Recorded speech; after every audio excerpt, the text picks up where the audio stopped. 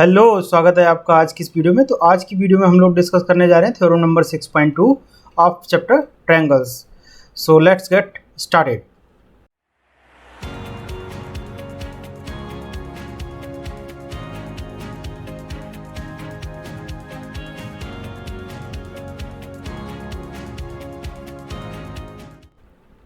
तो थ्योरम 6.2 के स्टेटमेंट को हम धीरे धीरे समझते हैं। तो with the help of diagram ये करेंगे। तो इसमें क्या बोला है, if a line divides any two sides of a triangle, मतलब हमको एक तो ज़रूरत है ट्रायंगल की। तो एक तो मैंने बना लिया, यहाँ पे क्या बना लिया, ट्रायंगल बना लिया, जो कि जिसका नाम मैंने दे दिया ए बी सी। अब आगे पढ़ते हैं। क्या बोला है, एक लाइन है जो कि डिवाइड कर रही है किन्हीं दो साइड्स ऑफ अ ट्रायंगल। तो मान लेते हैं एक साइड ये ले ली और एक साइड ये ले ली।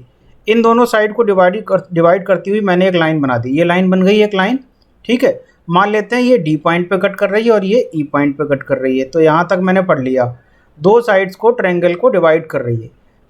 और इन द सेम रेशियो का मतलब क्या हो गया। अब मैं क्वेश्चन को करते हुए चलता हूँ। गिवन आपके पास क्या है, इन द सेम रेशियो का मतलब हो गया हमारे पास गिवन है A D upon D B equal to A E upon E C. अगर दो साइड्स को डिवाइड कर रही है सेम रेशियो में, तो इसका मतलब तो यही हो गया ना कि ये वाली लाइन इसके इक्वल, मतलब this upon this equal to this upon this. इतनी बात समझ में आती। तब इन्होंने क्या बोला है, then the line is parallel to third side. तो जो हमने ये लाइन बनाई थी ये किसके पैरेलल होगी, जो थर्ड साइड बची हुई है ट्रायंगल। तो थर्ड साइड यही बी सी बची थी। तो हमको जो प्रूव करना है इस क्वेश्चन में, to prove D E is parallel to B C. ये जो साइन होता है ये पैरेलल का साइन होता है।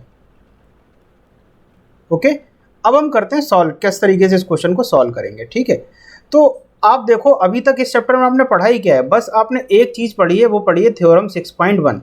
तो कहीं ना कहीं जब हम इस क्वेश्चन को सॉल्व कर रहे होंगे तो इसी थ्योरम को यूज करके ही कर रहे होंगे, या फिर क्या कर रहे होंगे, जो आपने 9th क्लास में कॉन्सेप्ट्स पढ़े होंगे। और जनरली हम लोग को याद तो रहता नहीं कि 9th में क्या पढ़ा था, 8th में क्या पढ़ा था, ना आपको याद होगा ना मुझे याद है। तो हम लोग करेंगे क्या कि जितना हमें याद होगा वो चीज़ यूज करेंगे, और जो हमने इस चैप्टर में पढ़ ली उसको यूज करेंगे, और इस क्वेश्चन को प्रूफ करने की कोशिश करेंगे। तो चलिए करते हैं।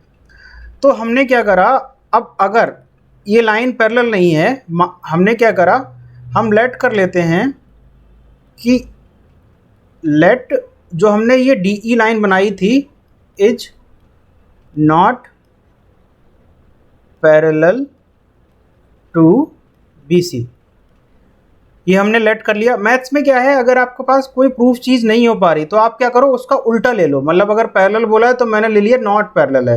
तब हम क्या करेंगे, फाइनली हमें एक ऐसी कंडीशन मिल जाएगी कि वो ये बात को निगेट कर रही हो। निगेट मतलब क्या है कि वो कह रही होगी कि नहीं ऐसा तो हो ही नहीं सकता। तब हम कह देंगे कि हमारी जो ये लाइन है पैरेलल हो रही है। ठीक है, कैसे करते हैं मैं आपको समझाता हूँ। तो हमने ले ली पैरेलल नहीं है, तो हम क्या करेंगे, so we draw a line D E dash parallel to B C. अगर ये लाइन पैरेलल नहीं है तो कोई ना कोई तो एक लाइन ऐसी होगी जो कि इसके पैरेलल हो। तो वो मैंने बना ली, ये मैंने बना ली, डी ई डैश बना ली। ठीक है, इस पॉइंट को। अब मैं क्या कह रहा हूँ कि वो लाइन तो पैरेलल नहीं है, लेकिन ये जो मैंने नई लाइन बनाई ये इसके पैरेलल होने वाली है। ठीक है, अब अगर ये लाइन पैरेलल होने वाली है तो आपसे थ्योरम 6.1 क्या कहती थी कि अगर हमारे पास एक ट्रायंगल है और एक हमने क्या बना रखी है, उस पर पैरेलल लाइन बना रखी है, जैसे मैंने ये पैरेलल बनाई, तो वो क्या कहती थी, this upon this is equal to this upon this. ठीक है, तो हम उसी कॉन्सेप्ट को यूज करने वाले हैं। तो अगर ये पैरेलल है तो हमारे पास क्या हो जाएगा, A D upon D B is equal to A E dash upon E dash C. ये बात आप समझ रहे होंगे। मैंने क्या करा, ए बी सी हमारे पास ट्रायंगल था और मैंने यहाँ पे डी ले लिया और ये ई डैश ले लिया, क्योंकि मैंने माना है कि ये और ये पैरेलल है। तो आपके पास क्या होगा, A D upon B D equal to A E dash upon E dash C. इतना आप समझते हैं, हमने 6.1 में इतना डिस्कस कर लिया था।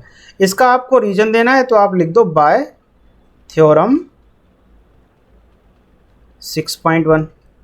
ओके, अब आप देखो आपके पास क्या है कि A D upon D B की एक्चुअली वैल्यू है कितनी, ये रही A D upon D B की वैल्यू आपके पास गिवन है, वो कितनी है, ए E upon E C.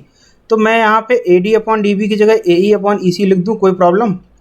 I hope आपको कोई प्रॉब्लम नहीं होगी। तो हमने ये कर लिया। अब हमारे पास ये स्टेटमेंट बन गया, बट हमको क्या प्रूव करना है? DE parallel to BC। तो मतलब DE टाइप का आना चाहिए, ये E डैश नहीं आना चाहिए। और यहाँ पे क्या आ रही है? E डैश फालतू सी टर्म आ रही है। तो हमें क्या करना होगा? कुछ ऐसे मैथमेटिकल टूल्स लगाने पड़ेंगे सो दैट E डैश ये कैंसिल आउट हो जाए। तो हम क्या करते हैं, इस इक्वेशन में क्या कर देते हैं, दोनों तरफ 1 को ऐड कर लेते हैं।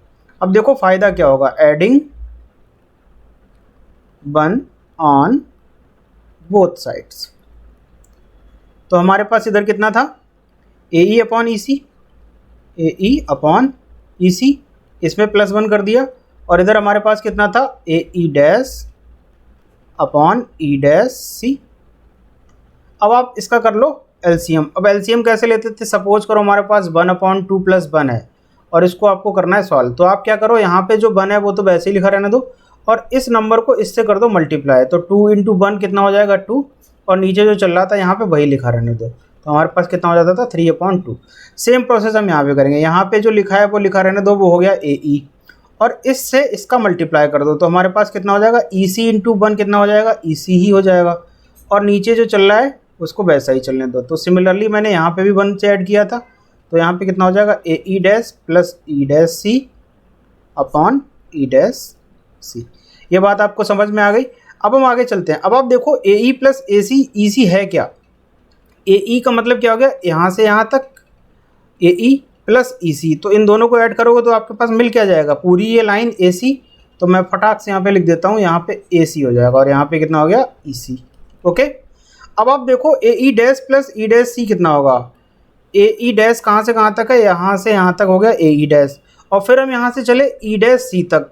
तो फाइनली फिर से हमको क्या मिल गया? AC ही मिल गया। तो हम यहाँ पे भी क्या कर देंगे? AC लिख देंगे। क्या लिख देंगे? AC upon E dash C। अब आप देखो कहीं पे आपके पास सपोज करो 2/5 लिखा है और यहाँ पे लिखा है 2 समथिंग मान लेते हैं x। तो आपको क्या करना है? ये दोनों इक्वल करने हैं। तो ये दोनों इक्वल कब हो सकते हैं? जब ये वैल्यू और ये वैल्यू इक्वल हो जाए, मतलब जब x की वैल्यू कितनी हो जाए? 5 हो जाए। ये तभी तो पॉसिबल है। तो वैसे ही कुछ यहाँ पे है, यहाँ पे भी कितना है? AC, और यहाँ पे भी AC है। तो अगर मुझे क्या करना है? इन दोनों रेशियो को इक्वल करना है, तो ये वैल्यू इस वैल्यू के इक्वल होनी चाहिए। ये बात समझ में आ रही?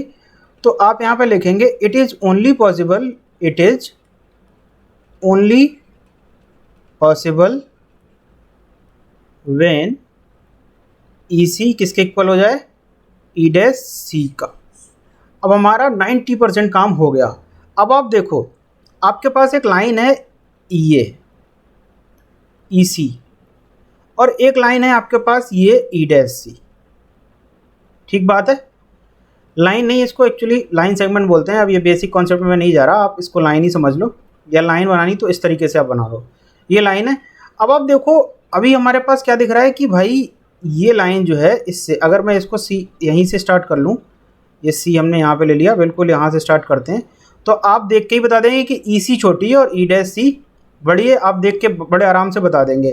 पर यहाँ पे जो हमने देखा कि ये क्या कह रहा है? EC और E डैश C बराबर हैं। तो ये दोनों किस केस में बराबर हो सकते हैं?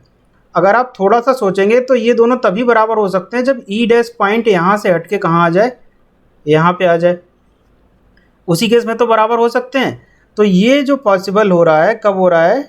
ठीक है, it is only possible when EC is equal to E dash C and it implies, ये साइन होता है it implied E and E dash coincide.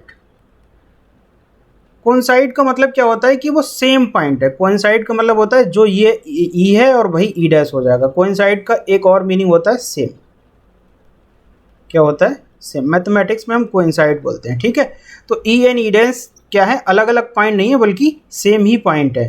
तो ये जो हमने E डैश लिया था और ये E जो लिया था, ये एक्चुअली में अलग अलग पॉइंट नहीं है। जो हमने लिया था वो गलत लिया था, क्योंकि हमने क्या कर लिया कि DE पैरेलल नहीं है। तो जब ये पॉइंट ही गलत लिया तो ये ऐसा, तो अब जब हमने पॉइंट गलत ले लिया तो इसका मतलब है ये जो हमने एज्यूम किया था वो भी गलत हो गया एज्यूम। तो जब वो गलत एज्यूम हो गया तो आप सिंपल सा बात ले लेंगे, हेंस